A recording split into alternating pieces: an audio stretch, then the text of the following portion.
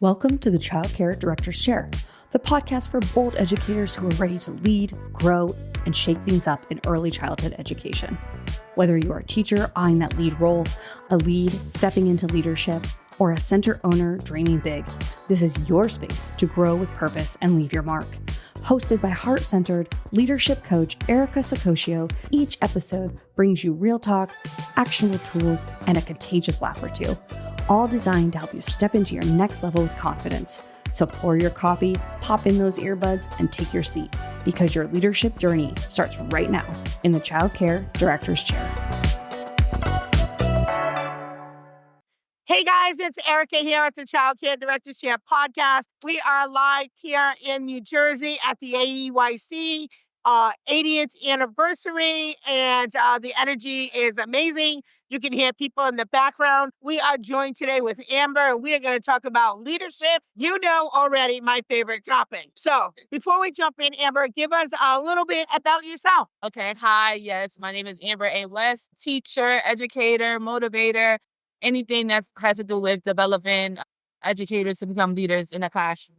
I enjoy working with young children and just making sure that whatever we do, we're being innovative and thinking outside the box, and also being reflective on our practices. So you said you love leadership. I do too. What do you think the qualities are of a great leader? Oh, yes. I love that. Let's do it.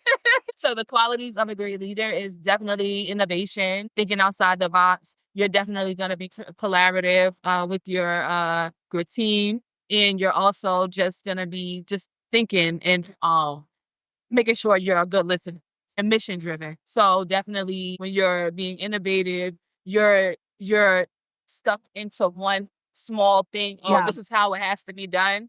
You want to definitely think out the box. Think outside the box. Like 105 going on the road, your podcast. You're taking initiative, right? We don't always have to wait for someone else to make that move. If we see a need, we move, we lead, we get people recharged and like, let's go, let's fix this problem, challenge, whatever it is. As a leader, how do you pick who you want on your team? Build you up. Maybe it's something that you aren't as strong in, so you want somebody that has a strength in the area that you may be lacking, and that you know that you can definitely learn from.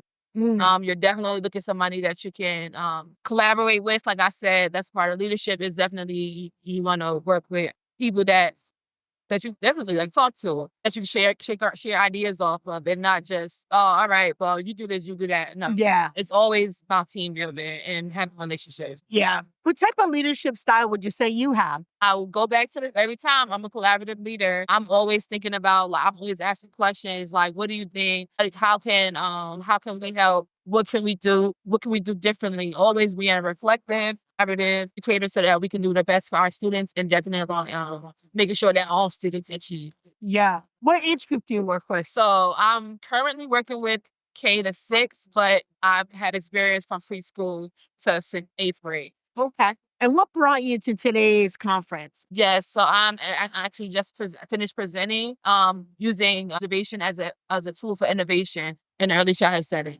Yep, that's why I'm here today. Observation is so good. I think, I feel like particularly in the earlier grades, maybe not so much in K and up, because you really have to, because you have to document it.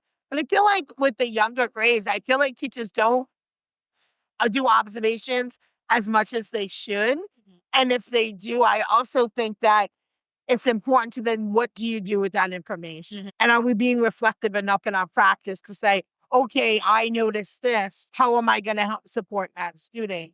Because they don't start learning in kindergarten, as we know, right? They don't start. They don't start there.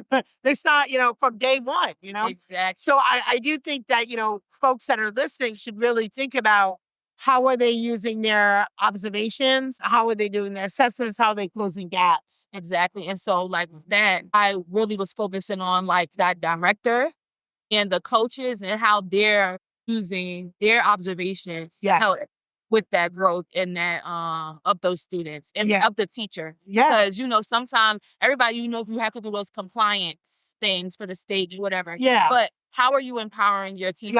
Yeah. How are you empowering your teachers? Because like you said, we want to make sure that our assessments are being actionable, whatever. So how are we using our assessments of our teachers to make actionable? And also not just doing it one time, but also being continuous. Yes. Yeah, for sure. Ongoing. Yeah, we know consistency is the thing that makes the needle move for sure. I wish you could just do one thing one time and it always worked. But that's not the world, right?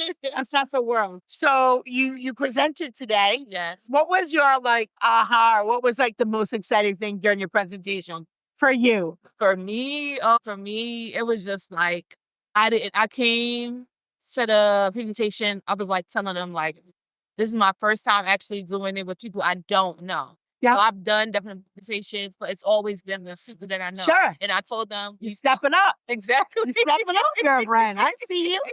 So I was like, y'all are my family now. And like, just really just making sure like everybody has a thought, everybody has, opinions. And we also just want to make sure that everybody is heard.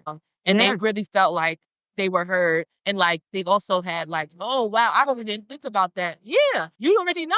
Just for bringing it to your attention. So, yeah. What's one piece of advice that you would give to a new director coming into the field? So I would give a director to tell them, get to know your staff, build that relationship first, and then everything else will come.